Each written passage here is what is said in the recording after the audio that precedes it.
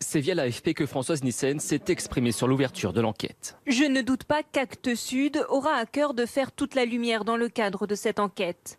Pour ma part, je me tiendrai évidemment à la disposition du parquet si je peux être d'un quelconque concours pour le bon déroulement de l'enquête. Hier déjà, la ministre de la Culture avait pris la parole pour tenter d'apaiser la polémique. Aucune entreprise n'est au-dessus de la loi. L'annonce faite par Actes Sud de régulariser est une évidence et je n'ai rien d'autre à ajouter. Le parquet de Paris a ouvert une enquête préliminaire pour déterminer si les travaux d'agrandissement du siège parisien d'Actes Sud, la maison d'édition que Françoise Nyssen dirigeait avant d'être ministre, respectaient bien le code de l'urbanisme.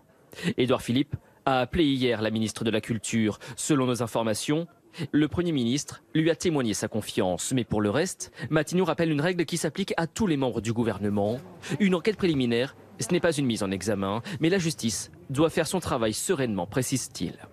La ministre de la Culture, soutenue donc par les siens, mais bousculée par l'opposition, à droite déjà.